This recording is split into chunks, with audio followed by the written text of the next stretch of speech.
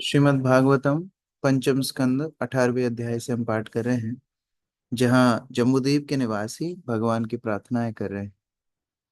हमने पिछली बार तक देखा किस प्रकार लक्ष्मी देवी भगवान ऋषिकेश को प्रार्थना कर रहे हैं कि तुमाल वर्ष में, जिन्हें कामदेव के नाम से भी जाना जाता है। अब हम श्लोक संख्या 24 में प्रवेश कर रहे हैं, जहाँ रम्यक वर्ष के निवासी भगवान मत्स्य अवतार को प्रार्थना कर रहे हैं। अक्रूर प्रभु।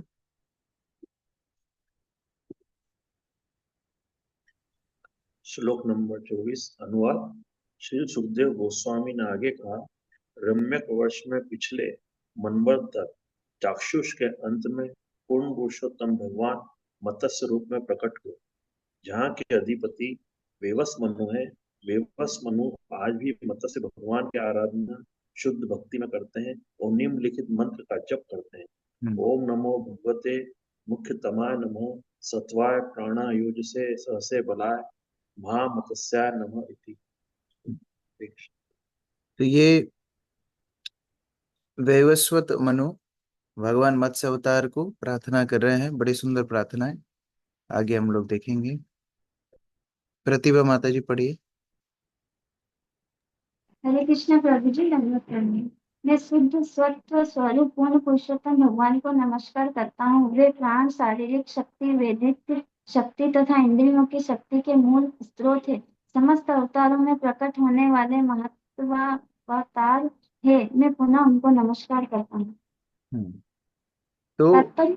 भगवान सारे जितने भी ब्रह्मांड हैं उनको नियंत्रण करने वाले हैं, भीतर से परमात्मा के रूप से, बाहर से अपनी शक्तियों के रूप से। और जो वेदों का आश्रय लेते हैं वो भगवान को समझ पाते हैं। जो वेदों का आश्रय नहीं लेते भगवान को कभी समझ नहीं पाते। इस तरह आश्रय लेते हुए वैवस्वत मनु प्रार्थना कर रहे हैं। तात्पर्य अमित प्रभु। हरे कृष्ण बाबू जी, दंडवत प्रणाम। तात्पर्य। श्रील जयदेव गोस्वामी का गीत है। प्रलयोपायधि जले धृतवान असी वेदम विहित बहित्र चरित्रम अखेदम केशव धृत मीन शरीर जय जगदीश हरे। सृष्टि रचना के तुरंत बाद यह संपूर्ण ब्रह्मांड जल में मग्न हो गया है। उस समय वेदों की रक्षा के लिए भगवान श्री कृष्ण, भगवान केशव महामत्स्य के रूप में अवतरित हुए। इसलिए मनु ने मत्स्य भगवान को मुख्यतम अर्थात प्रथम प्रकट होने वाले अवतार कहा है। सामान्यतः मत्स्य को तमो तथा रजोगुणों से युक्त माना जाता है, किंतु हमें यह समझना चाहिए कि पुण्य पुरुषोत्तम भगवान का प्रत्येक अवतार पुण्यतः दिव्य होता है। परमेश्वर के मूल्य दिव्य गुण में किसी प्रकार की कमी नहीं होती। इसलिए यहाँ सत्वाय शब्द का प्रयोग किया गया है, जिसका अर्थ है दिव्य धरातल पर विशुद्ध सत्व। श्री भगवान के अनेक अवतार हैं, वराह मूर्ति, कूर्म मूर्ति, हरे हरेदेव मूर्ति इत्यादि, किंतु हमें इनमें से किसी को भी भौतिक नहीं मानना चाहिए। वे सदैव शुद्ध सत्व के पद पर अवस्थित रहते हैं। हरे कृष्ण प्रभु। तो भगवान के जितने रूप हैं वो तीनों गुणों से ऊपर हैं, इसलिए भगवान का एक नाम है त्रिगुणातीत। तीन गुणों से ऊपर, तीन गुणों से परे। और इसीलिए विशुद्ध सत्व में भगवान के सारे रूप होते हैं। ऐसा नहीं सोचना चाहिए अरे भगवान ने मीन रूप रखा, मत्स्य रूप रखा तो देखो मछली की योनि में भगवान को जाना पड़ा। ये कुबुद्धि होगी, ये हमारी अल्पबुद्धि होगी कि हम भगवान को ऐसे बाह्य रूप से देखें। जैसे वराह रूप के में वर्णन में हमने देखा था, जब वराह देव अपने शरीर को झटकते हैं, उस जल से सारे सारे के सारे जो लोग हैं, उच्च लोग पवित्र हो जाते हैं। तो ये वराह मूर्ति की शुद्धता है। उसी प्रकार कूर्मदेव का वर्णन करते हुए श्रील भक्ति सिद्धांत सरस्वती ठाकुर बोलते हैं, कूर्मदेव मंदार पर्वत को धारण किए समुद्र मंथन के समय, और देवता और असुर दोनों तरफ से मंदार पर्वत को खींच रहे थे। और कूर्मदेव को इतना आनंद आ रहा था उस पर्वत की घिसने से, उनकी पीठ पर इतने इतना आनंद आ रहा था कि कूर्मदेव को नींद आ गई।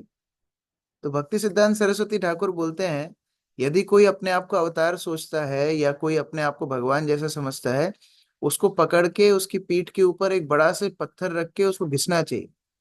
अगर वो उसको नींद आ जाए मतलब समझना वो भगवान है, और अगर वो चिल्लाने लगे, चीखने लगे, मतलब वो भगवान नहीं है। तो भगवान के रूपों को कभी भी इस तरह बाह्य दृष्टि से नहीं देखना चाहिए।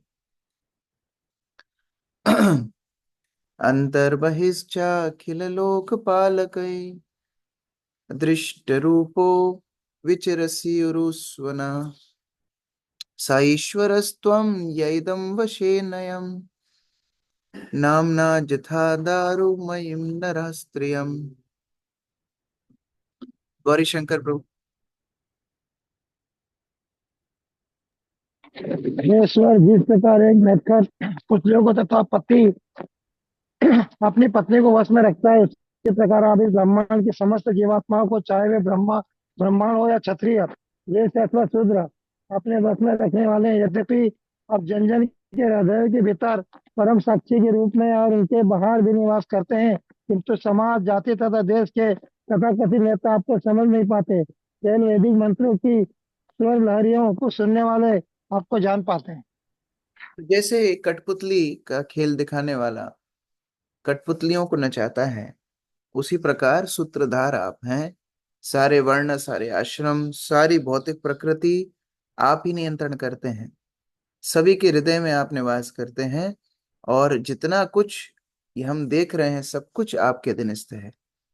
वेदों के माध्यम से हम थोड़ा बहुत भगवान के बारे में जान पाते हैं, अन्यथा हमारी इंद्रियां इतनी अपूर्ण है कि हम भगवान के विषय में लेश मात्र भी नहीं जान सकते।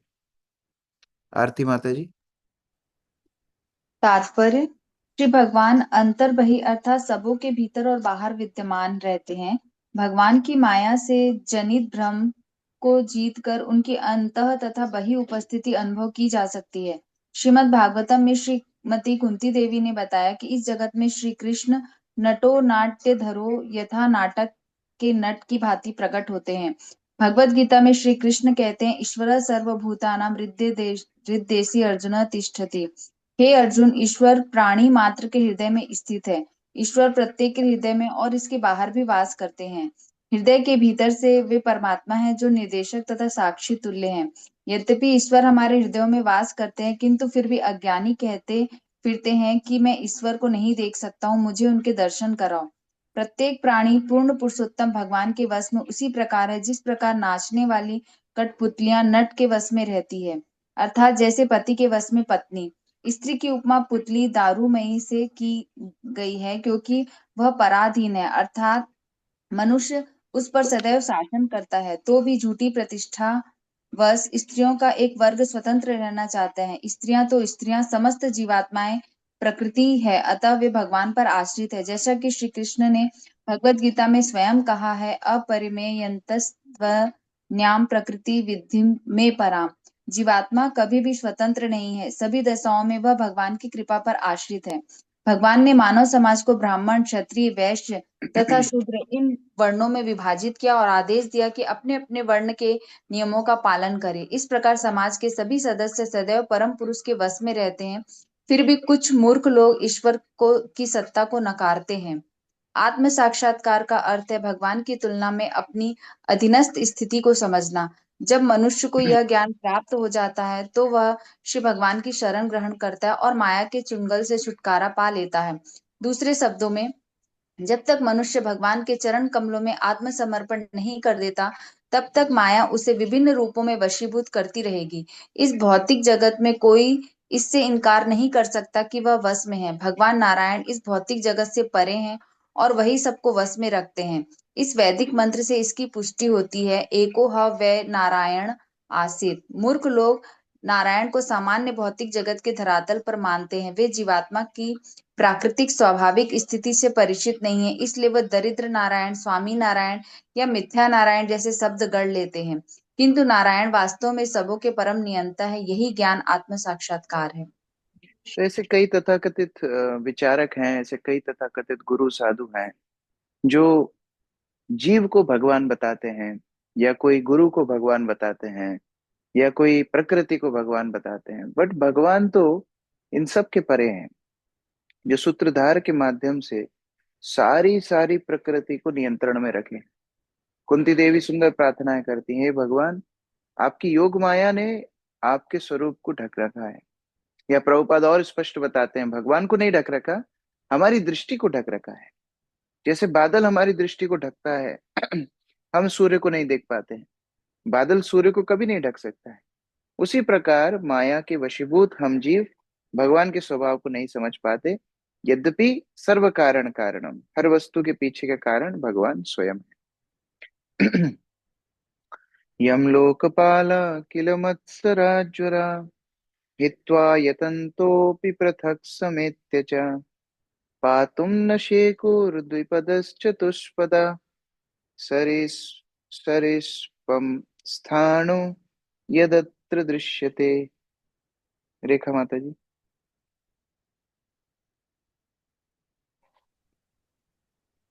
ईश्वर इस ब्रह्मांड के बड़े से बड़े नेता यथा ब्रह्मा तथा अन्य देवताओं से लेकर इस संसार के राजनीतिक नेताओं तक सभी आपकी सत्ता के प्रति ईर्ष्यालु हैं। किंतु आपकी सहायता के बिना वे ना तो पृथक पृथक ना ही सम्मिलित रूप से इस ब्रह्मांड के असंख्य जीवों का पालन कर सकते हैं। आप समस्त मनुष्यों पशुओं यथा गाय गधा तथा समस्त वनस्पतियों रेंगने वाले जीवों पक्षियों पर्वतों तथा इन संसार में जो भी दिखाई पड़ता है उसके एकमात्र वास्तविक पालक है। हरे तो कोई कृष्ण। बोल सकता है मैं तो भगवान को नहीं मानता, देखो मैं तो अपनी सृष्टि स्वयं ही चला रहा हूँ, मैं तो अपने घर को स्वयं चला रहा हूँ, मैं अपने व्यापार को खुद चला रहा हूँ, मुझे भगवान की क्या आवश्यकता। लेकिन वास्तव में भगवान के ऊपर निर्भर करके ही जीव अपना कार्य कर रहा है।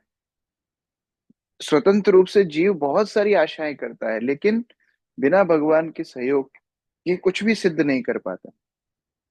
एक बार एक व्यक्ति शिल प्रभुपाद से चुनौती करता है कि देखिए हमने इतनी बड़ी ये इमारत बनाई है, ये गगनचुंबी अट्टालिका बनाई है, इसमें भगवान का क्या प्रयोजन है। तो प्रभुपाद बोलते हैं तो क्या ईंट बजरी रेत ये सब क्या आप अपने पिताजी से लेके आए थे? ये सब तो प्रकृति से ही लिया है। तो जब प्रकृति से लिया है मतलब भगवान के ऊपर ही निर्भर है। तो जब हर वस्तु भगवान के ऊपर निर्भर है तो एक ही व्यक्ति पालक कहलाने के लायक है, वो है भगवान। बाकी कोई भी सामर्थ्य नहीं है कि जीव का पालन कर सके, एकमात्र भगवान सबके पालक है। सुजाता माता जी। तात्पर्य। भौतिकवादी व्यक्तियों में ईश्वर की सत्ता से स्पर्धा करना एक फैशन बन चुका है। जब तथाकथित विज्ञानी अपनी प्रयोगशालाओं में जीव की सृष्टि करने का प्रयास करते हैं तो उनका ईश्वरपूर्ण पुरुषोत्तम भगवान की प्रतिभा एवं शक्ति को चुनौती देना होता है। यही माया कहलाती है। यह उच्चतर ग्रह मंडलों में भी व्याप्त है, जहाँ ब्रह्मा शिव इत्यादि महान देवता निवास करते हैं। इस संसार में अपने समस्त प्रयासों के असफल होने पर भी प्रत्येक व्यक्ति झूठी प्रतिष्ठा से फूला रहता है। जब तथाकथित परोपकारी व्यक्ति जो गरीबों की सेवा करना चाहते हैं उनके समीप कृष्ण भावनामृत आंदोलन के सदस्य जाते हैं तो वे कहते हैं कि आप लोग वृथा ही अपना समय नष्ट करते हैं, जबकि हम लोग ही असंख्य भूखे जनसमूह का भरण करने वाले हैं। दुर्भाग्यवश उनके गिने चुने प्रयास चाहे व्यष्टि रूप में हो या समष्टि रूप में किसी की समस्या का समाधान नहीं कर पाते। कभी कभी तथाकथित स्वामी लोग दरिद्रों को भोजन देने के अत्यंत इच्छुक रहते हैं, क्योंकि वे उन्हें दरिद्र नारायण अर्थात भिखमंगे के रूप में श्री भगवान का अवतार समझते हैं। वे मूल परम नारायण की अपेक्षा कृत्रिम दरिद्र नारायण की सेवा को प्राथमिकता प्रदान करते हैं। उनका कहना है कि भगवान नारायण की सेवा को बढ़ावा देने की अपेक्षा संसार के भूखे मनुष्यों की सेवा करना श्रेष्ठ है। दुर्भाग्यवश ऐसे भौतिकवादी व्यष्टि रूप से या संयुक्त राष्ट्र के समष्टि रूप में अपनी योजनाएं पूरी नहीं कर पाते।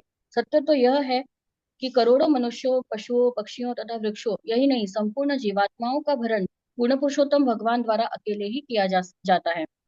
एको बहुनाम यो विदधाति कामान। एक ही श्री भगवान सभी जीवों की आवश्यकताओं की पूर्ति करने वाले हैं।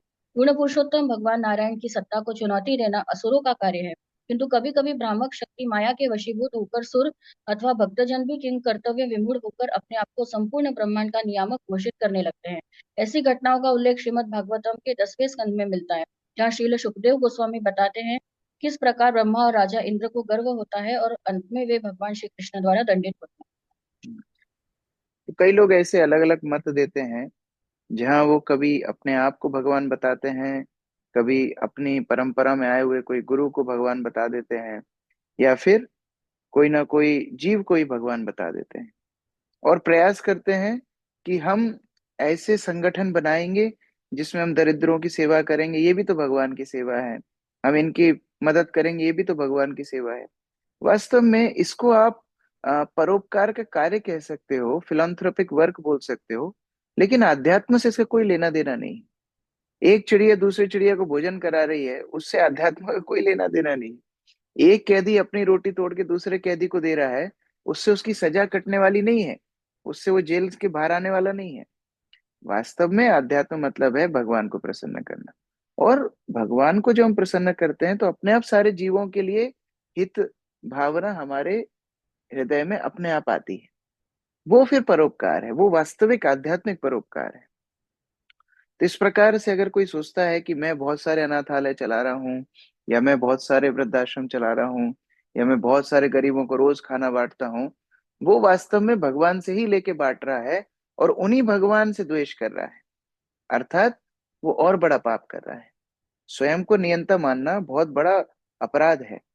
देखो, आपके घर में एक चूहा आता है, थोड़ा बहुत वो भोजन खा ले या कहीं पर कुछ कपड़ा खा ले, फिर भी ठीक है।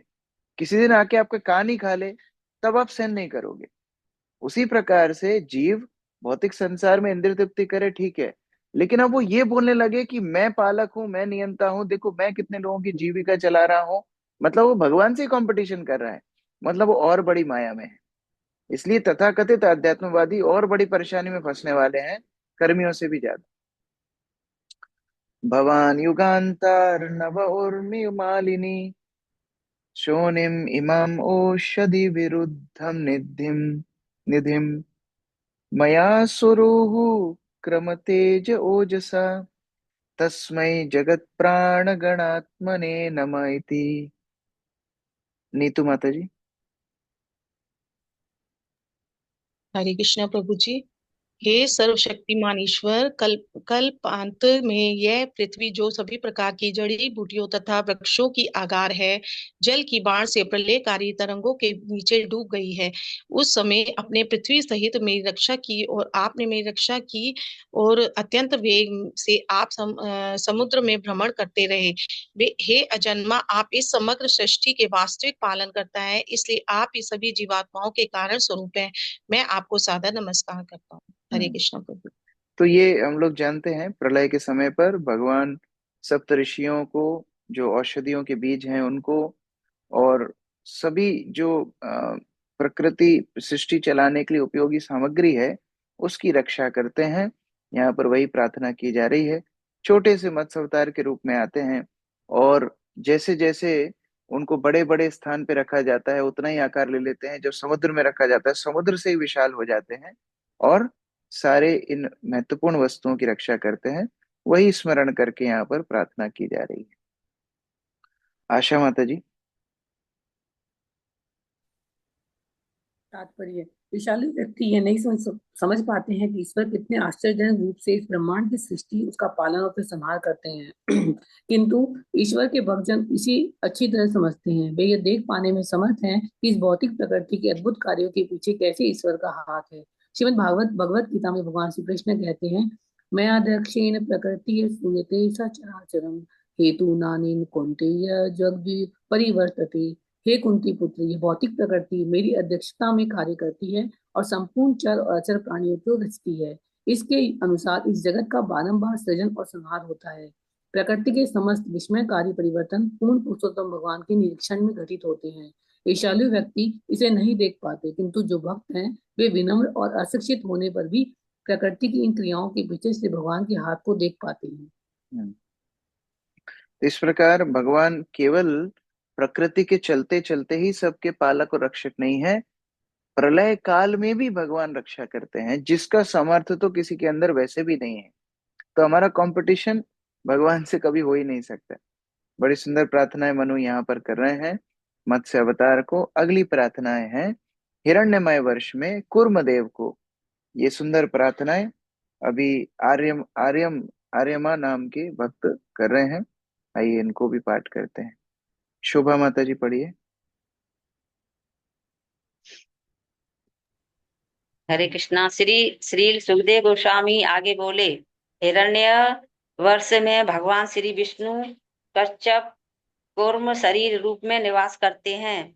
इस परम प्रिय एवं सुंदर रूप की आराधना हिरण्यमय वर्ष के प्रमुख निवासी अर्यमा तथा उस वर्ष के अन्य निवासियों द्वारा सदैव की जाती है। वे निम्नलिखित स्तुति करते हैं। तात्पर्य हरिप्रिया माता जी।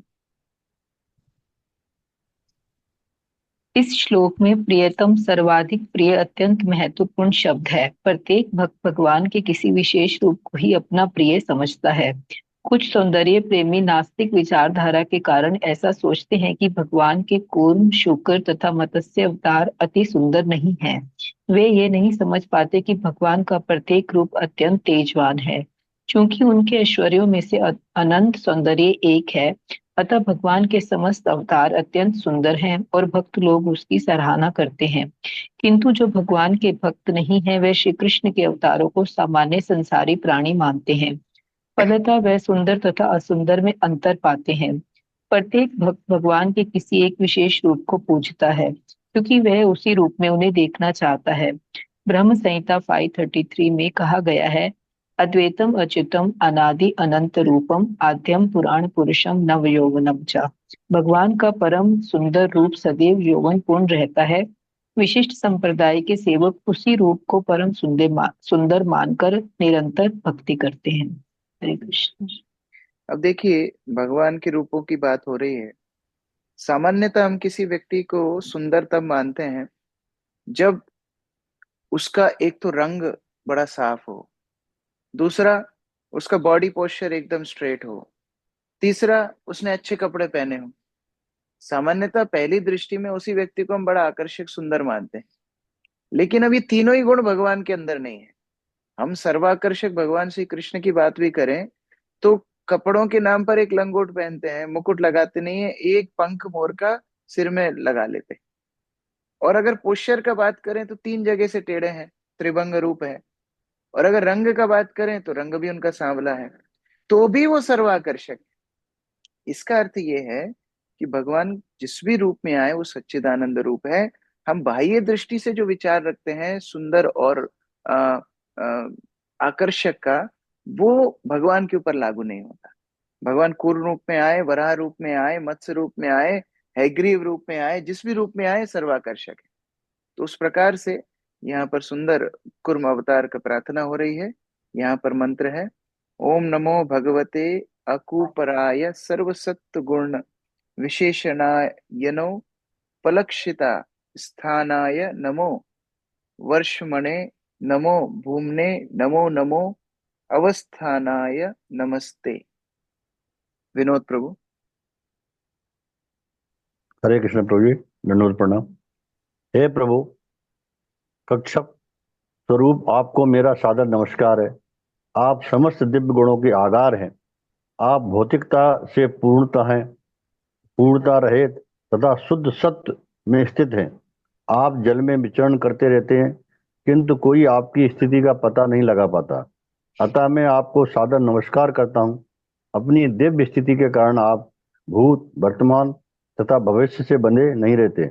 आप सर्वत्र सर्वधार रूप में उपस्थित रहते हैं। अतः मैं बारंबार आपको सादर नमस्कार करता हूँ। हरे कृष्ण प्रभु। अच्छा, ये कूर्म अवतार ये रस के देवता भी हैं।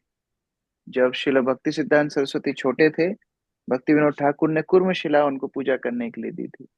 जैसे कच्छप रूप में, कूर्म रूप में भगवान हमेशा जल में विहार करते रहते हैं, इसी प्रकार से जो कूर्म रूप की उपासना करते हैं भक्तिमय रस को प्राप्त करते हैं।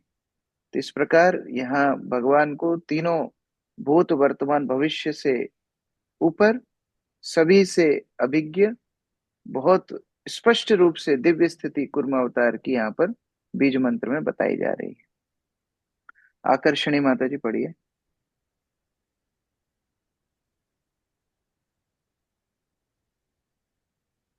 मैं प्रभु जी प्रणाम। ब्रह्म संहिता में कहा गया है कि गोलोक एवं निवसत्यखिल आत्म भूत है। आध्यात्मिक जगत में सबसे ऊपर के लोक गोलोक में भगवान सदैव रहते हैं। इसके साथ ही साथ वे सर्वव्यापी हैं। ऐसा विरोधाभास केवल श्री भगवान पर ही लागू हो सकता है, जो समस्त ऐश्वर्यों से पूर्ण है।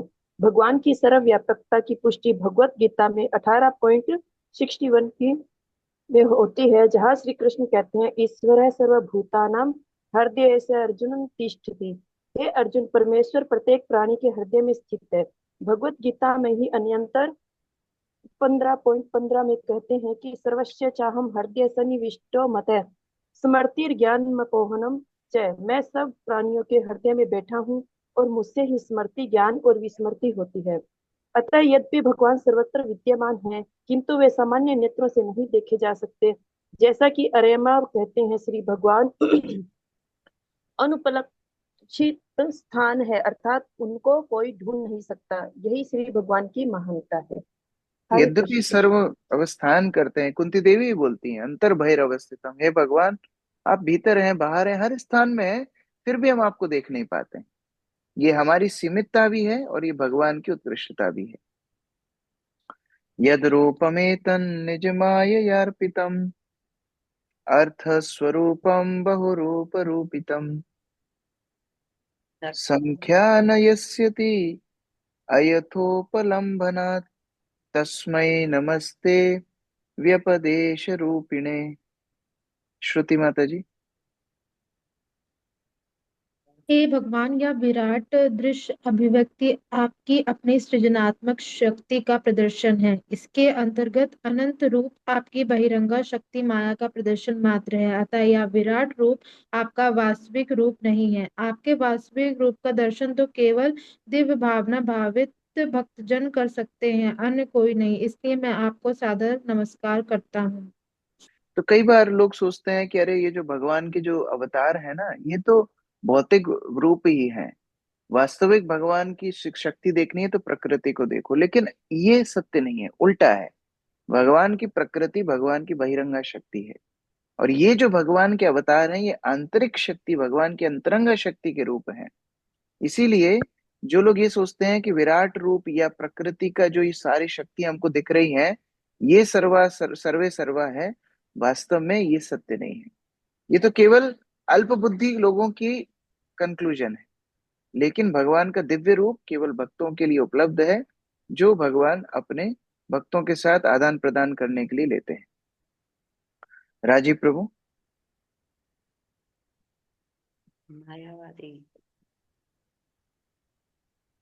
मायावादी दार्शनिक श्री भगवान के विराट रूप को ही सत्य तथा उनके व्यक्तिगत रूप को माया स्वरूप मानते हैं। उनकी त्रुटि एक सरल उदाहरण द्वारा समझी जा सकती है। अग्नि में 3 तत्व होते हैं, शक्ति रूप, ऊष्मा, प्रकाश तथा स्वयं अग्नि। यह कोई भी समझ सकता है कि मूल अग्नि वास्तविक है और ऊष्मा तथा प्रकाश अग्नि की शक्तियां मात्र हैं। वे अग्नि की स्वरूपहीन शक्तियां होने के कारण इस दृष्टि से वे अवास्तविक रूप हैं। केवल अग्नि में रूप होता है, अतः यही ऊष्मा तथा प्रकाश का वास्तविक रूप है। जैसा कि श्रीमद् भगवद गीता में भगवान श्री कृष्ण कहते हैं, मया तत्मिदं सर्व जग व्यक्त मूर्तिना, मेरे द्वारा मेरे अव्यक्त रूप में यह संपूर्ण जगत व्याप्त है। इस प्रकार से भगवान की अव्यक्त धारणा अग्नि की ऊष्मा तथा प्रकाश के प्रसार की भांति है। श्रीमद् भगवद गीता में भगवान का यह भी वचन है, मतस्थ्यानि सर्वभूतानि न चाहम तेषु व्यवस्था।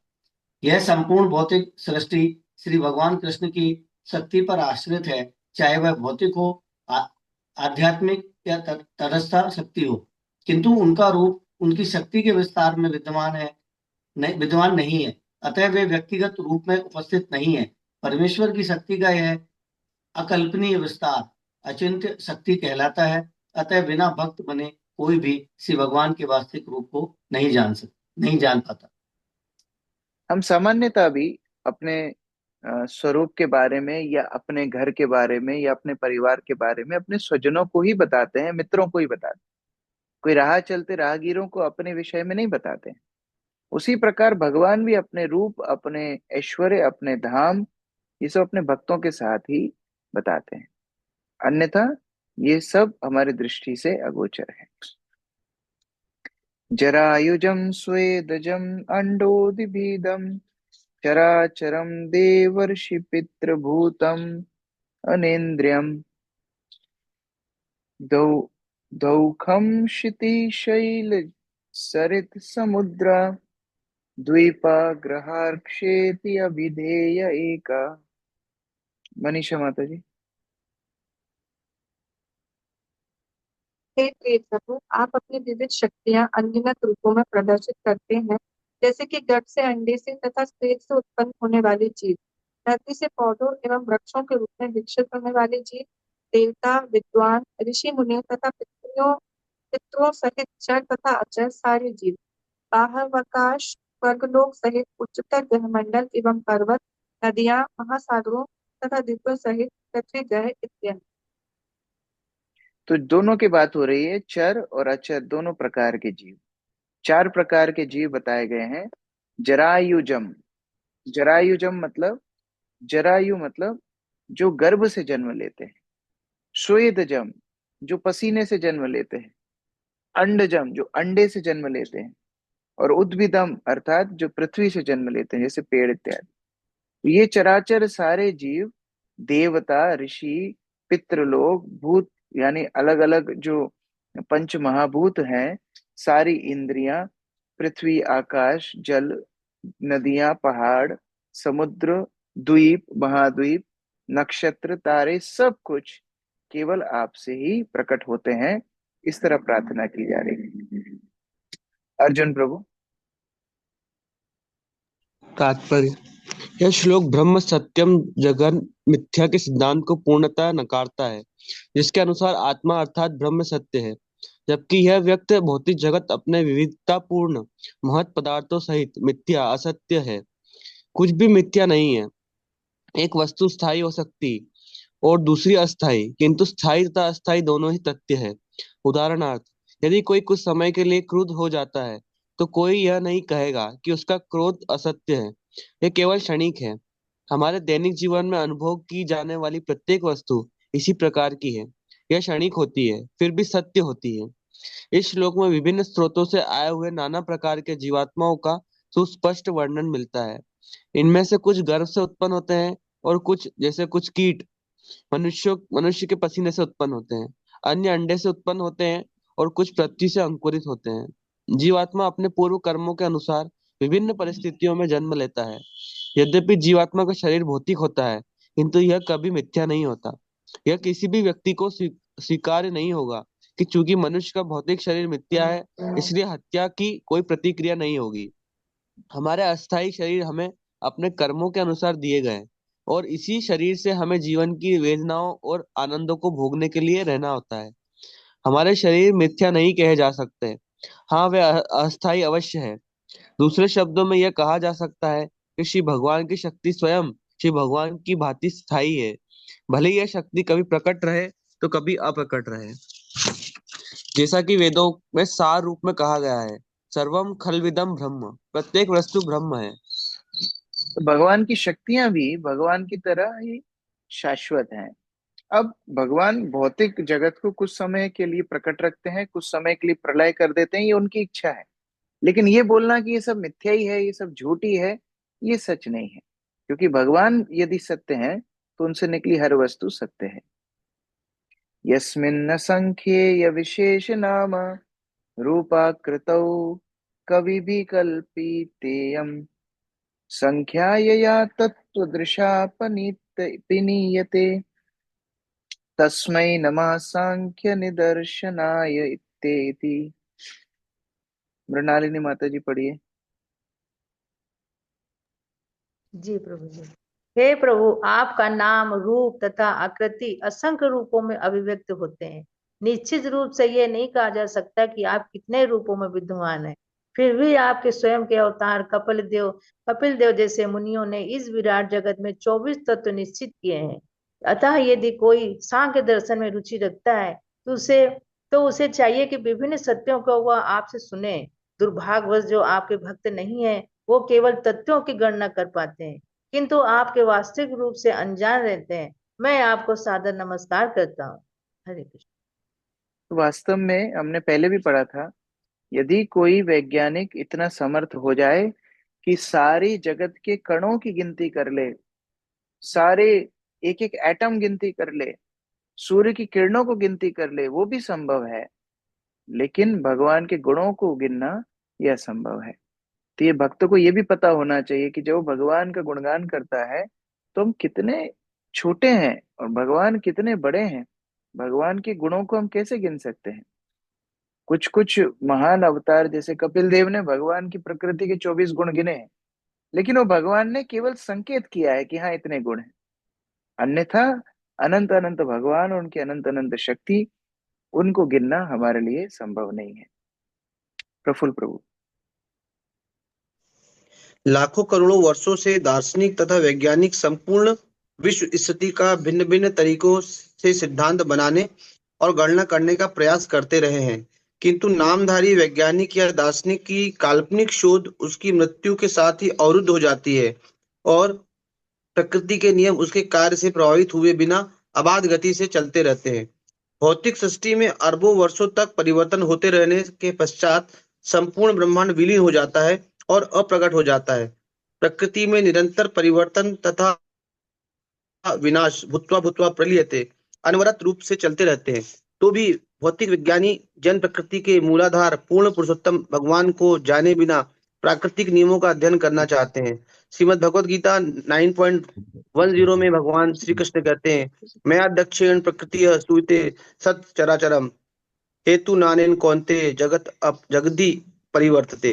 हे कुंती पुत्र, यह भौतिक प्रकृति मेरी अध्यक्षता में कार्य करती है और संपूर्ण चर और अचर प्राणियों को रचती है। इसी कारण इस व्यक्त जगत का बारंबार सृजन और संहार होता है।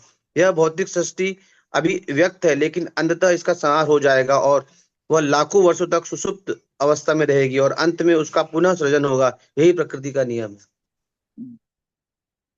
इस प्रकार ये सुंदर प्रार्थनाएं हमें शिक्षा देती हैं किस प्रकार भक्तों की दृष्टि है भगवान के लिए। हमारी दृष्टि में कई दोष हैं, हम हमारी कलमश बुद्धि से भगवान को देखने का प्रयास करते हैं और धोखा खा जाते हैं। लेकिन जब हम भगवान के भक्तों की दृष्टि से देखते हैं, तब भगवान के वास्तविक रूप, उनके गुण लीलाओं का कुछ संकेत हमें मिलता है। इसीलिए शास्त्रों को भगवान के भक्तों की दृष्टि से देखना चाहिए। ये भागवत में जितनी प्रार्थनाएं हैं हमारे भक्ति जीवन के लिए बड़ी आवश्यक है। देखो, भगवान की लीलाओं से व्यक्ति अलग अलग अपने अपने मन अनुसार शिक्षा निकाल सकता है। कई लोग तो उल्टी शिक्षा निकाल लेते हैं भगवान की लीलाओं से, लेकिन प्रार्थनाओं को कोई तोड़ मरोड़ नहीं सकता। वहां भक्त जिस दृष्टि से भगवान को देख रहा है वो बड़ा स्पष्ट है, और उन प्रार्थनाओं के माध्यम से हम सीख सकते हैं कैसा भक्त का भाव होना चाहिए, क्या भगवान की स्थिति है, कैसे भगवान को प्रसन्न किया जा सकता है। ये सारी शिक्षाएं प्रार्थनाएं से मिलती हैं।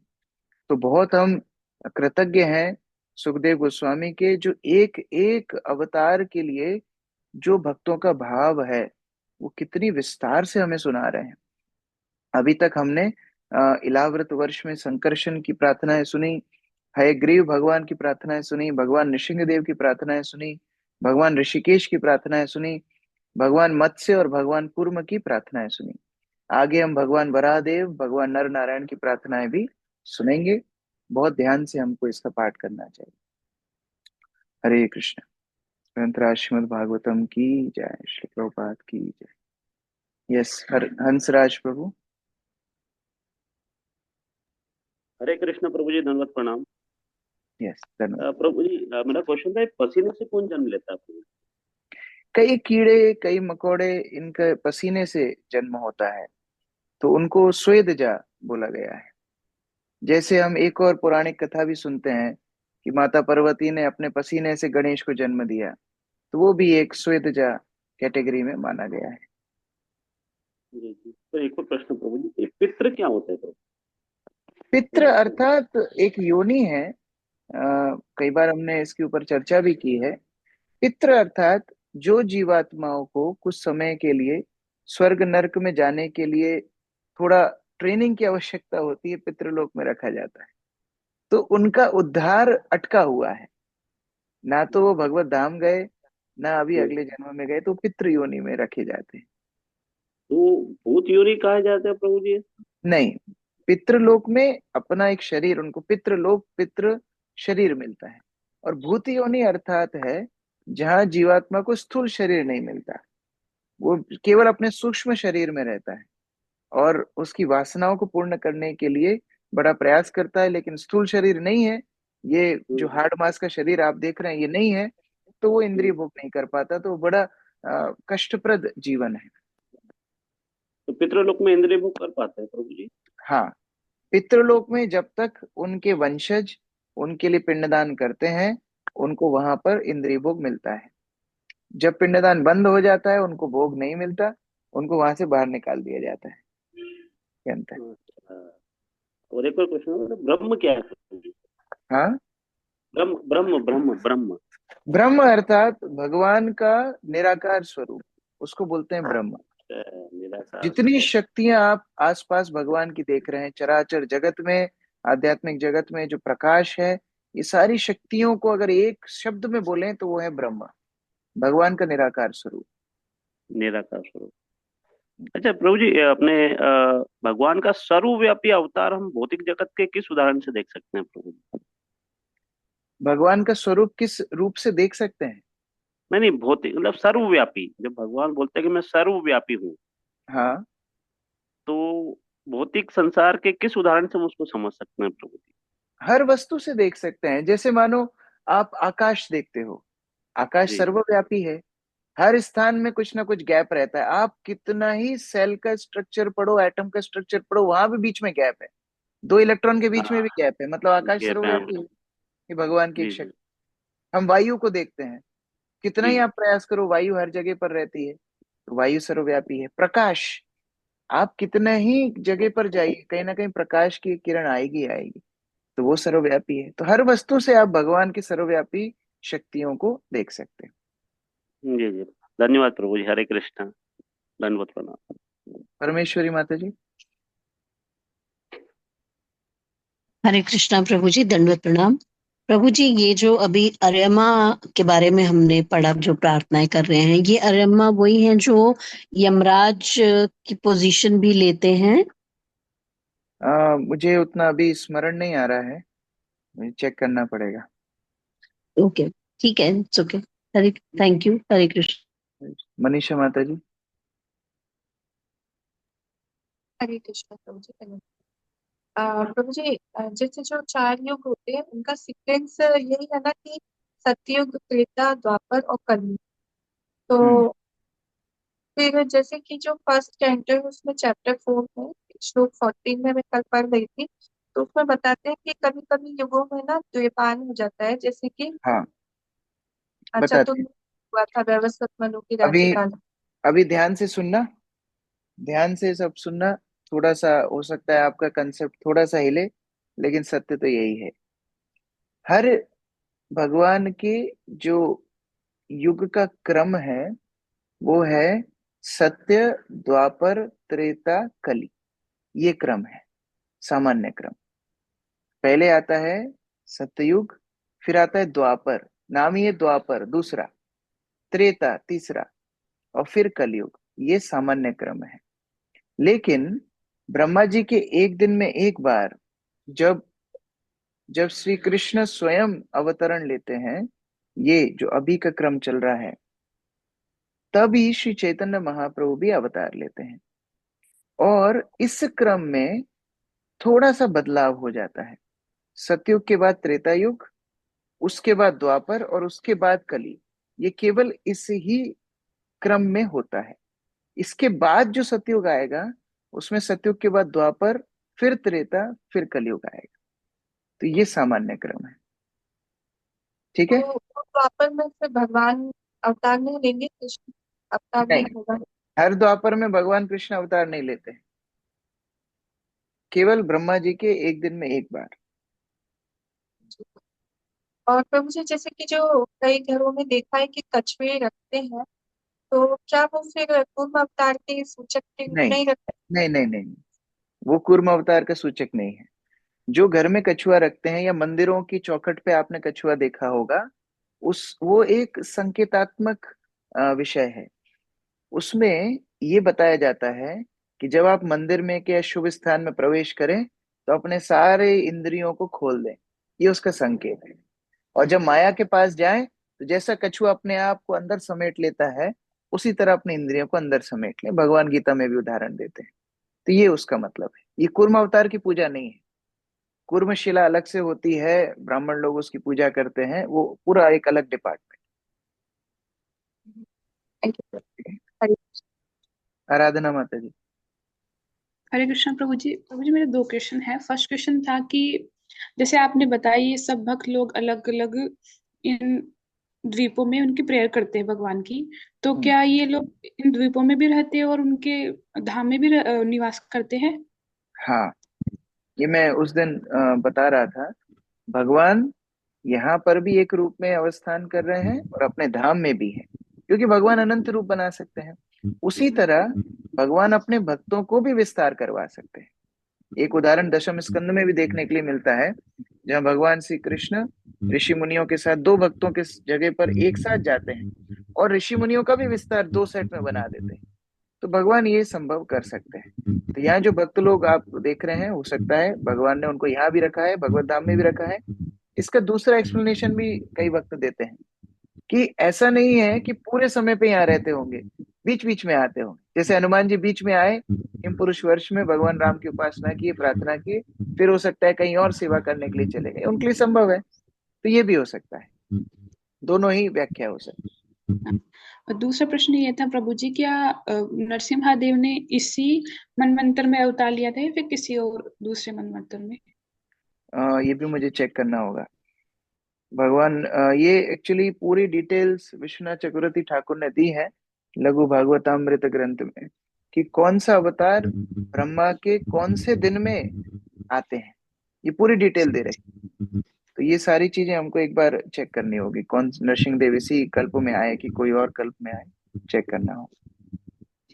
थैंक यू प्रभु जी। जैसे श्वेत वराह इसी कल्प में आए, इसलिए हम इस कल्प को बोलते हैं श्वेत वराह कल्प।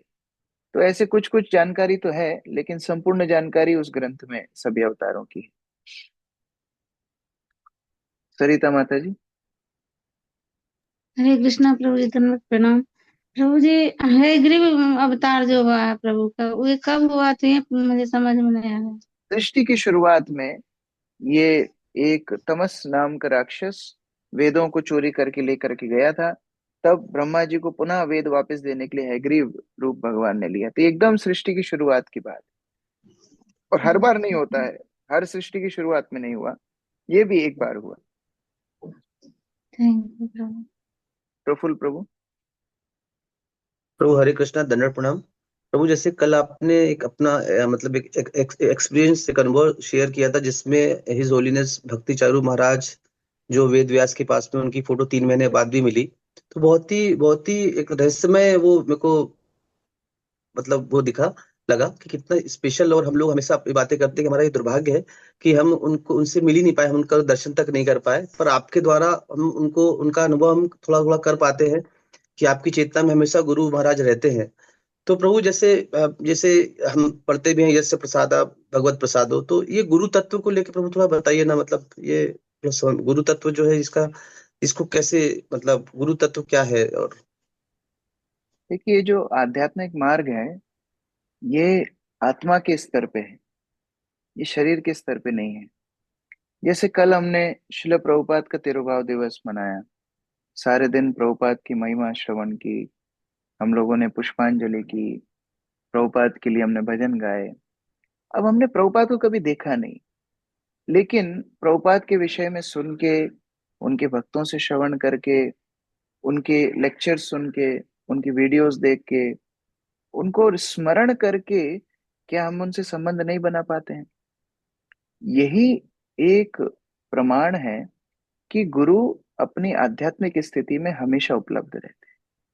आज रूप गोस्वामी है, रूप गोस्वामी को स्मरण करके, उनके विषय में पढ़ के, क्या हमें हमारी उनके प्रति आसक्ति नहीं होती है? नरोत्तम दास ठाकुर हैं, श्रील भक्ति सिद्धांत सरस्वती ठाकुर हैं, हमने कभी देखा नहीं। हो सकता है कई आचार्यों की तो फोटो भी नहीं है, वीडियोस भी नहीं है, लेकिन उनकी लीला श्रवण मात्र से, उनकी शिक्षाएं पढ़ने से हम उनके साथ अपना संबंध बनाते हैं। उसी तरह जैसे श्री श्रीमद भक्ति चारू स्वामी गुरु महाराज की भी बात है, तो जरूरी नहीं है हर भक्त ने उनको देखा हो। जिन भक्तों की उनसे दीक्षा भी हुई है, जरूरी नहीं है सारे भक्तों को उनका व्यक्तिगत सानिध्य मिला हो, व्यक्तिगत रूप से उनसे बातचीत हुई हो, वो भी संभव नहीं। कई शिष्य ऐसे हैं जो शायद 1 या 2 बार ही गुरु महाराज से मिले होंगे। तो जरूरी नहीं है कि व्यक्तिगत संगति मिले। अब प्रयास क्या करना है? गुरु का स्मरण करके, उनका चिंतन करके, उनको, उनके निर्देशों को पढ़ के संबंध बनाना चाहिए प्रभुपाद से, जो गुरु वर्ग आपको प्रेरित करते हैं उनसे। और फिर भगवान धीरे धीरे धीरे एक वैष्णव आपके जीवन में इस तरह भी भेजेंगे जो आपको फिर परंपरा से संपर्क में भी ला देंगे, वो आपके दीक्षा गुरु बनेंगे। लेकिन इसमें एक बड़ी गंभीरता से विचार करने वाली बात है कि केवल दीक्षा गुरु ही सर्वे सर्वा नहीं होते।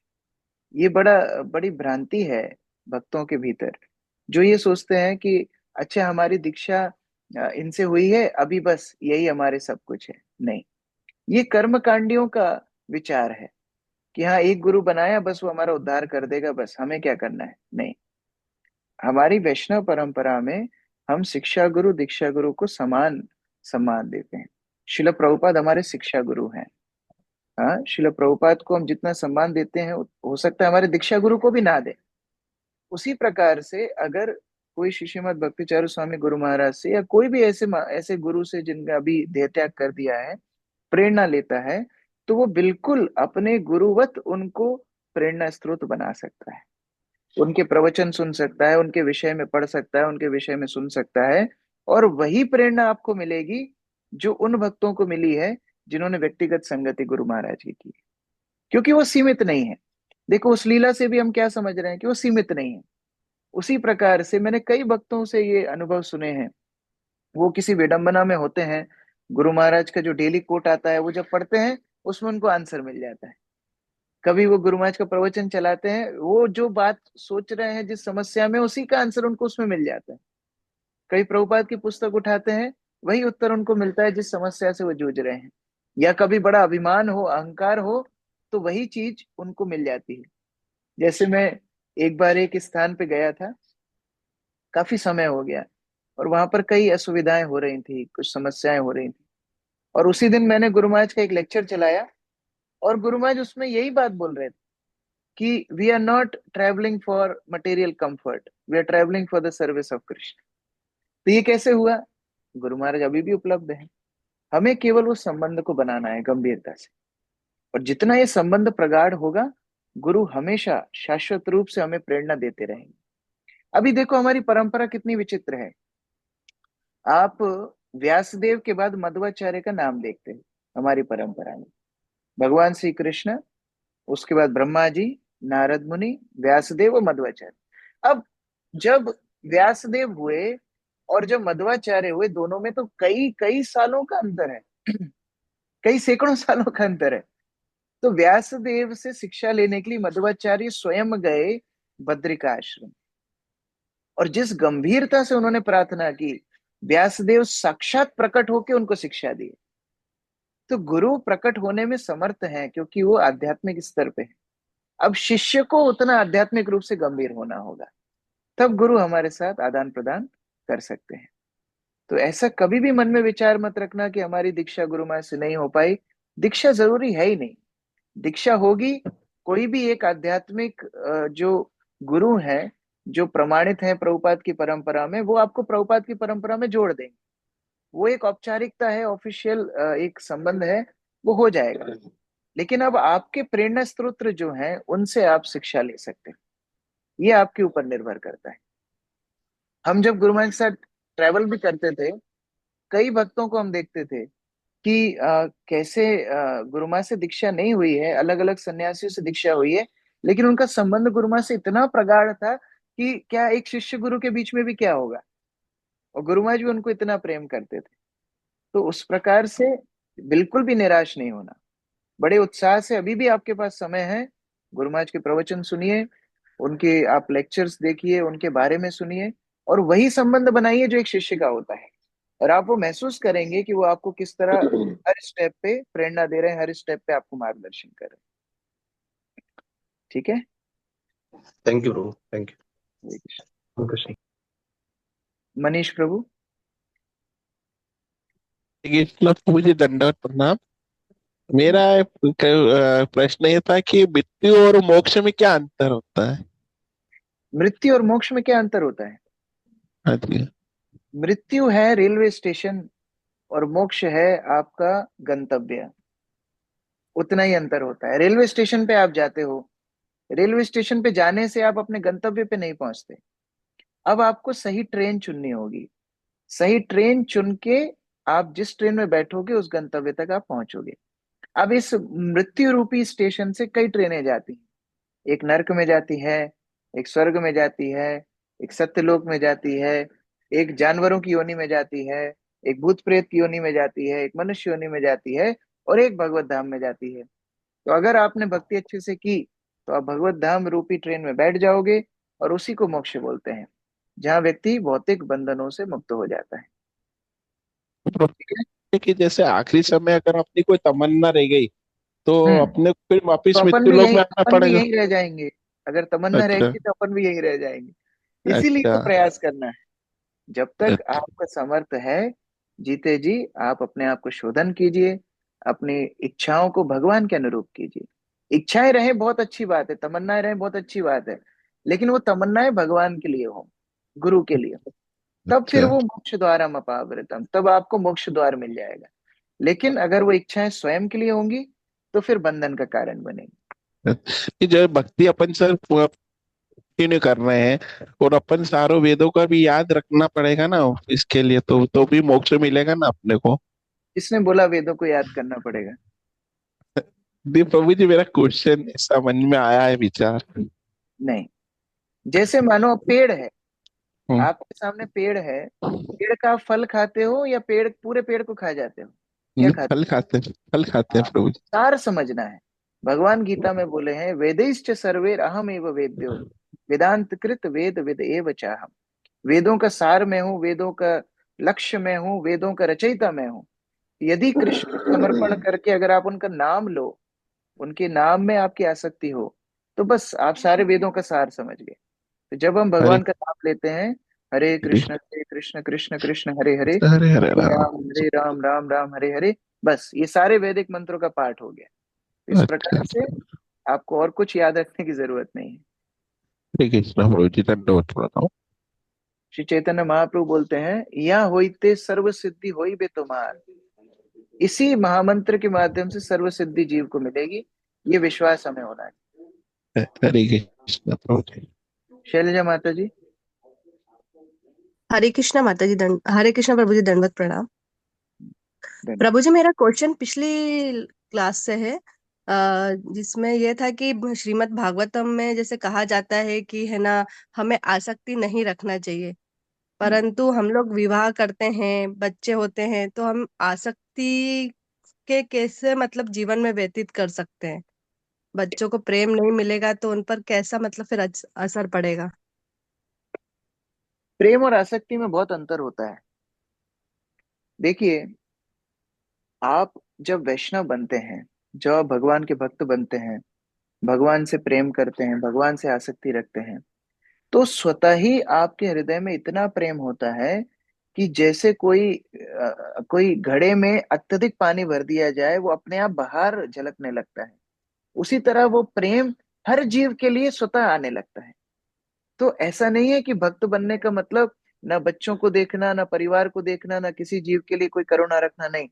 बल्कि जो भक्त होते हैं वो और अच्छे से अपने घर वालों का ध्यान रखते हैं, वो और अच्छे से अपने बच्चों का ध्यान रखते हैं, लेकिन आसक्त वो कृष्ण से होते हैं। दरवाजे पे जैसे रख रहे थे आंटी के पहले आपके, ये देखो दरवाजों पे ये जैसे मानो आपकी शादी हुई, आपने अपने पति से प्रेम किया, अब वही प्रेम आपका आपके सास ससुर के लिए गया। क्यों? क्योंकि आपका संबंध तो पति पर, शादी तो पति से हुई थी, शादी थोड़ी सास ससुर से हुई थी। लेकिन क्योंकि अब संबंध पति से जुड़ा है, अब पति से जो संबंधित हैं उनके प्रति भी आपका रिस्पॉन्सिबिलिटी आ गई। फिर बच्चे हुए, फिर और भी संबंधी हैं, ननद है, देवरानी है, जेठानी है, सबके प्रति आपका क्यों सम्मान है? क्योंकि पति से उनका संबंध है। उसी प्रकार से, क्योंकि हर जीव का भगवान से संबंध है, जब भगवान से आसक्ति होगी तो हर जीव के लिए करुणा होगी, फिर परिवार के लिए भी करुणा होगी, सबके लिए करुणा होगी। तो इस तत्व को अगर हम समझ गए तो बंधन में नहीं पड़ेंगे। समस्या कहाँ होती है? जहां व्यक्ति भगवान को भूल करके केवल और केवल परिवार से आसक्त होता है, उसको तिरस्कार किया गया है भागवत में। दोनों में अंतर है। ठीक है मंजू माता जी। हरे कृष्णा प्रभु जी, दंडवत प्रणाम। प्रभु जी, आपका आशीर्वाद चाहिए प्रभु जी। 10 तारीख को मेरी दीक्षा है प्रभु जी, हरि इंदौर वो से। जय हो। मंजू माता जी की जय। ऑल प्रभु द जी बेस्ट। 2 शब्द आप आशीर्वाद में कुछ बोलिए प्रभु जी। बहुत अच्छा स्वागत है आपका शिला प्रभुपाद के परिवार में। हमेशा शिला प्रभुपाद को केंद्र में रखना। हम जहाँ भी परंपरा से संपर्क में आ रहे हैं, हमारा आश्रय, हमारा परिवार शिला प्रभुपाद के अधीनस्थ है। और जब तक हम शिला प्रभुपाद को केंद्र में रखते हुए अपना जीवन चलाएंगे, हम हमेशा उत्साही रहेंगे, हमेशा प्रेरणास्पद रहेंगे। और जो भक्त औपचारिक रूप से दीक्षा लेते हैं, फिर उनकी जिम्मेदारी भी बढ़ती है, क्योंकि बाकी भक्त उनको देख करके प्रेरणा लेते हैं। तो और जिम्मेदार बनना है और विनम्र बनना है। ये अहंकार नहीं करना कि अब तो मैं बहुत सीनियर हो गई, देखो मेरी दीक्षा हो गई। दीक्षा मतलब ये एडमिशन है, ये प्रारंभ है। दीक्षा को प्रभुपाद ने अंग्रेजी में बोला इनिशिएशन। इनिशिएशन मतलब प्रारंभ, प्राथमिकता। अभी प्राथमिकता नहीं, प्रारंभ। अभी आप एकदम नर्सरी में एडमिशन लेने जा रही हैं। बहुत विनम्रता से सभी भक्तों की सेवा करना, जिससे उनको भी उत्साह मिले। जी जहाँ गर्व आएगा, अहंकार आएगा, वहीं दीक्षा का प्रयोजन खत्म हो जाएगा। इसलिए वो भी ध्यान रखना। ठीक है। धन्यवाद प्रभु जी। मैं इंदौर से प्रभु जी उज्जैन भी आ रही हूँ प्रभु जी, मुझे आपसे मिलना है 11 तारीख मैं को। 11 को मैं रात तक पहुंचूंगा। देखते हैं भगवान की क्या इच्छा है। जी हरे जी कृष्ण। प्रभु जी अगर आप रहेंगे तो प्रभु जी मुझे मिलना है। ठीक है, मैं उज्जैन मंदिर भी आऊंगी प्रभु जी। ठीक है। मुझे एक बार मैसेज करना। मैं अभी दिल्ली से निकलूंगा, मैंने टिकट किया नहीं। मैं जैसा होता है मैं आपको बताऊंगा। जी प्रभु जी। हरे कृष्णा प्रभु जी, दंडवत प्रणाम। सभी वैष्णवों को दंडवत प्रणाम। सभी से मुझे आशीर्वाद चाहिए, सभी वैष्णवों से। हरे हरि ओम। कृष्ण। मणि माता जी। हरे कृष्ण प्रभु जी, प्रणाम। प्रभु जी वो एक कहानी जो जैसे उसने राक्षस ने वेद चुरा लिए थे, वेद तो लिखित में नहीं थे प्रभु जी, मानसिक रूप से थे, हाँ, और फिर वो तो भगवान ने कैसे छुड़ाए। मानसिक रूप से भी चुरा सकते हैं। जैसे आजकल सब डेटा ऑनलाइन हो गया है, तो क्या ऑनलाइन चोरी नहीं होती है डेटा की? तो जब जी भौतिक रूप से हम देख रहे हैं डेटा चोरी हो जाता है, हार्ड डिस्क उड़ जाती है, हैकर्स होते हैं, हमारी आईडी को हैक कर लेते हैं, हमारे मोबाइल को हैक कर लेते हैं, उसी तरह ये सूक्ष्म रूप से ब्रह्मा जी के मस्तिष्क से वेदों की चोरी हो गई। भगवान फिर उसको ला करके वापस दिए। फिर उसका वध करके वापस लाए होंगे। हाँ, हाँ, Yes. उसका वध किया भगवान ने वापस। अच्छा जी। ब्रजेश प्रभु। हरे कृष्ण प्रभु जी। प्रभु जी, मेरा क्वेश्चन भगवत गीता से है। भगवत गीता में ऐसे बताया गया भक्त और भगवान के 5 प्रकार के संबंध होते हैं: सखा रूप में, माता पिता, दंपति, प्रेमी रूप में, और निष्क्रिय अवस्था, सक्रिय अवस्था में। इन दोनों में क्या मतलब है, निष्क्रिय अवस्था, सक्रिय अवस्था में? देखो, 5 रसों में भगवान की सेवा होती है। इसमें से 4 सक्रिय हैं, एक निष्क्रिय है। निष्क्रिय अर्थात उधर प्रेम तो है, लेकिन कोई क्रिया नहीं है, सेवा नहीं है। जैसे मानो एक आध्यात्मिक जगत में एक एक पत्थर है, वो भी भगवान को प्रेम करता है, लेकिन कोई सेवा नहीं कर पाता है, वो निष्क्रिय है। लेकिन जो भगवान के दास हैं, वो सक्रिय रूप से भगवान की सेवा कर पाते हैं। जो भगवान के गोप बालक सखा हैं, वो साख्य रूप से भगवान की सेवा करते हैं। जो माता पिता है, वात्सल्य रूप से भगवान की सेवा करते हैं। गोपीगण मधुर रस में भगवान की सेवा करती हैं। तो ये सक्रिय सेवा हो गई, और ये निष्क्रिय सेवा हो गई। अच्छा, इसको अपने जीवन में देखते हैं। 2 प्रकार के भक्त मंदिर में आते हैं। एक आता है, बैठता है, कथा सुनता है, खाता है, चला जाता है। उसका भी तो प्रेम है, उसकी भी भक्ति है, लेकिन निष्क्रिय भक्ति है। सक्रिय भक्ति क्या होगी? हम मंदिर आए, पहले प्रभु जी को पूछे, प्रभु जी कुछ मदद कराओ, आसन बिछाने में, दरी बिछाने में मदद करें, क्लास के अरेंजमेंट में मदद करें, बाद में प्रसाद सर्विस में मदद करें, फिर लास्ट में प्रसाद लें, फिर जाएं। ये सक्रिय सेवा होगी। तो इस तरह निष्क्रिय और सक्रिय दोनों भक्ति है, लेकिन एक को नीचा है, एक को ऊपर। क्यों? प्रेम का लक्षण होता है सेवा। जहाँ सक्रियता नहीं है, सेवा नहीं है, मतलब प्रेम अभी कम है। कोई व्यक्ति अपनी पत्नी को बोले कि अरे मैं आपसे बहुत प्रेम करता हूँ, बस आपके लिए कुछ करूंगा नहीं मैं, आप अलग रहो, मैं अलग रहूंगा। तो ये कैसा प्रेम है? प्रेम मतलब जहाँ एक दूसरे के लिए त्याग हो, सेवा हो, समर्पण हो। इसलिए सक्रिय और निष्क्रिय 2 है। थैंक यू प्रभु जी। हरे कृष्ण। बसंत प्रभु। हरे कृष्णा प्रभु जी, धन्यवाद प्रणाम। प्रभु जी मेरा क्वेश्चन भगवत गीता से है। एक स्टूडेंट को भगवत गीता दिए थे, तो बोल रहे थे कि जब भगवान अर्जुन साथ में बीच में रथ लेके आते हैं, तो जितना देर भगवत गीता चला, तो उसमें वो टाइम में बाकी लोग क्या किए थे। तो मैंने उन्हें बताया था कि भगवान ने समय को रोक लिया था। तो बोले फिर उस टाइम ये संजय और जो धृतराष्ट्र वो लोग सुन रहे नहीं, थे या नहीं सुन। भगवान ने समय को रोका ऐसा तो उल्लेख नहीं है। भगवान जब भगवत गीता सुना रहे थे सभी लोग प्रतीक्षा कर रहे थे, क्योंकि तब शिष्टाचार था। ऐसा नहीं है अच्छा। कि आज के समय के समान छुप करके कोई वार करे, या कोई दो लोग बात कर रहे हैं उठा करके उनके ऊपर गोली ताक दी, ऐसा नहीं था। जब निहत्था कोई होता था उसके ऊपर आक्रमण नहीं किया जाता था। जब अर्जुन ने अपना गांडीव धनुष छोड़ दिया, अभी वो बिना अस्त्र के खड़े होकर के भगवान कृष्ण से वार्तालाप कर रहा है, उसके ऊपर कोई आक्रमण नहीं करेगा, ये नीति पहले होती थी। तो ऐसा नहीं है कि गीता केवल अर्जुन ने सुनी थी। कई आचार्य तो ये भी बताते हैं कि वहां खड़े कई सैनिकों ने, कई योद्धाओं ने गीता सुनी थी, लेकिन हृदय में अर्जुन के गई, क्योंकि भक्तोस्मि सखा चेती, भगवान के भक्त हैं, सखा है, इसलिए वो गीता को स्वीकार कर पाए। बाकी लोग सोच रहे थे हाँ, कृष्ण जो है ना अर्जुन को उकसा रहे हैं युद्ध के लिए, बस इतना ही वो लोग समझ पाए। तो ये अंतर है। अच्छा, तो मैंने भी प्रभु जी किसी भक्त से बहुत पहले 4-5 साल पहले किसी से सुना था कि टाइम को रोक दिया ऐसा कुछ, तो मैं इसलिए बोला था, तो मैं उन्हें करेक्ट कर दूंगा। हाँ, तो प्रभु जी। और देखो ऐसा नहीं है कि भगवान ने कोई 18 दिन का सेमिनार लिया हो गीता के ऊपर। कुछ आधे पौन घंटे में भगवान ने 700 श्लोक सुना दिए, अर्जुन समझ गया। तो ऐसे कोई बड़ी अच्छा, वार्तालाप नहीं थी वो कि घंटों घंटों बात चल रही है, नहीं। ये हम लोगों के लिए है इतना लंबा। नहीं नहीं, ये अर्जुन को इतना ही लंबा सुनाया भगवान ने, लेकिन आधे पौन घंटे में सुना दिया। ये जी भगवान जी। की स्पीड है और अर्जुन की समझने की स्पीड है। जैसे ही भागवत 18,000 श्लोक हैं, हम इतने दिन से पढ़ रहे हैं, साल साल निकल जाएंगे, कब कब तक हम लोग इसको पूरा पढ़ पाएंगे। लेकिन सुखदेव गोस्वामी ने तो 7 दिन में सुना दिया, तो परीक्षित महाराज 7 दिन में समझ गए। तो ये जी जी। उनकी उत्कृष्टता है, उनका विवेक उतना उत्कृष्ट था कि वो समझ पाए। तो प्रभु जी सभी लोग सुने, मतलब उधर पांचों पांडव और इधर सभी लोग सुने, उधर हाँ, धृतराष्ट्र बिल्कुल सभी। बिल्कुल। ठीक है, थैंक यू सो मच प्रभु जी। प्रभु जी एक छोटा सा चीज था कि ये भगवत गीता को जैसे अभी हम बांटने जा रहे हैं, मुझे लगता है कि मुझे तो बहुत ही कम नॉलेज है। कैसे हम अपने आप को ये इम्प्रूव करूं उनके बारे में, और लोगों को किस तरह से। हरे कृष्ण। कोई बात नहीं, जितना जितना हमको पता होगा उतना उतना हम प्रचार करेंगे। सबको सब बात पता होना संभव भी नहीं है, क्योंकि वेद भगवान की बारे में जो जानकारी है वो अनंत है। अभी जैसे कल मुझे कोई प्रश्न पूछ रहा था कि नहीं, मुझे नहीं पूछ रहा था, मतलब वो एक एक उदाहरण दे रहे थे प्रश्नों का। वो बोल रहे थे, प्रभु जी इससे पहले जो यहाँ प्रभु जी आए थे, उनसे एक व्यक्ति ने प्रश्न पूछा था, शकुनी की बुआ का नाम क्या है।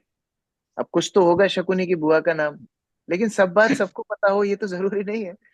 तो हर बात को समझना भी जरूरी नहीं है, जितना जितना समझ में आता है उतना उतना हम प्रचार करें, क्योंकि हम ठीक तो है प्रभु। सहयोग कर रहे हैं।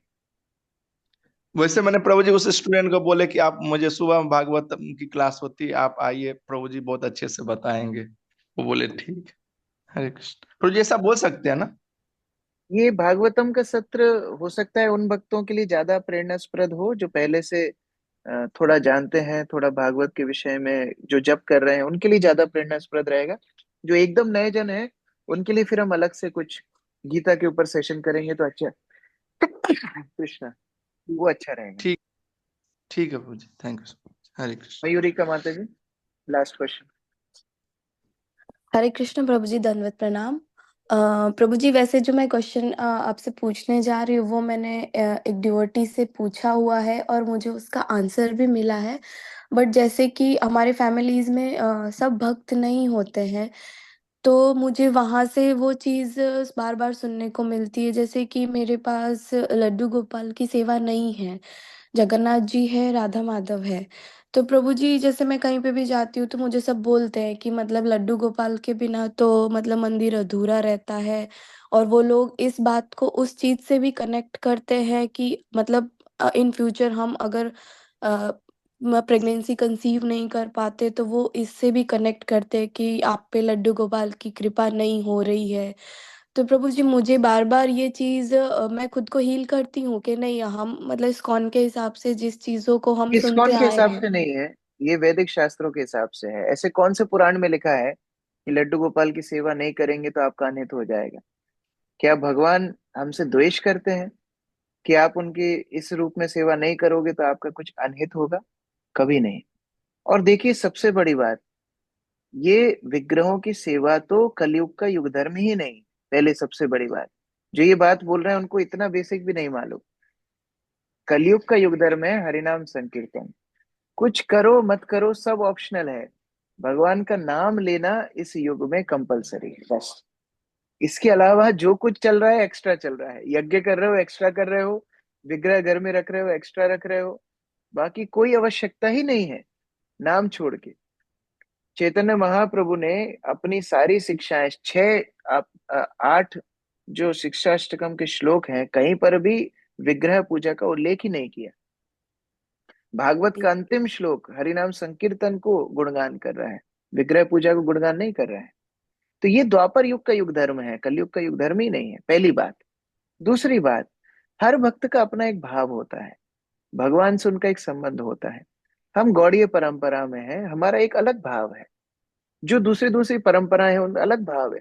दक्षिण भारत में आप जाएंगे, वहां लड्डू गोपाल की सेवा नहीं होती। तो क्या माताएं गर्भ धारण नहीं करती? क्या उनकी भक्ति नहीं है कुछ?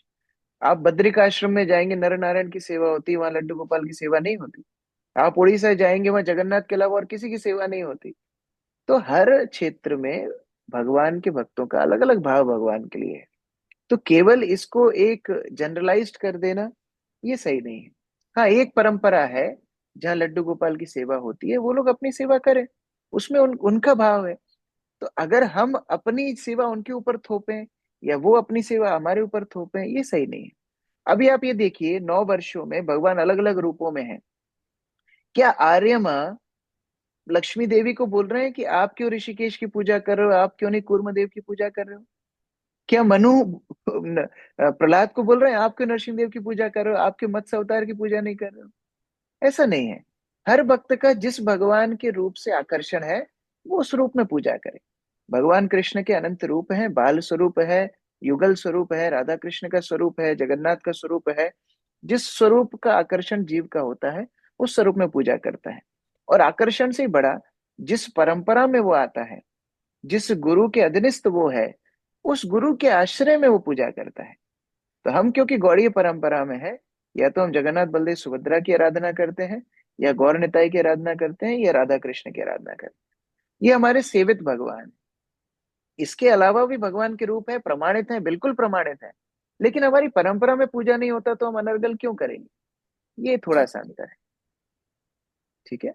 जी तो प्रभु कभी जी, भी तो ऐसा विचार मन में नहीं रखना कि ऐसा नहीं होगा तो मेरे ये अनित हो जाएगा, नहीं।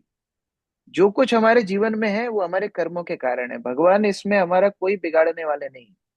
हमारे कर्म हम भोग रहे हैं, बाकी हमारी भक्ति है आगे का जीवन सुधारने के लिए। हम भक्ति कर रहे हैं भगवान के धाम में जाने के लिए। ये स्पष्ट हमारे जीवन में होना चाहिए। जी प्रभु जी, थैंक यू। हरे कृष्ण। श्रील प्रभुपाद की जय, समवेत भक्तवृंद की जय।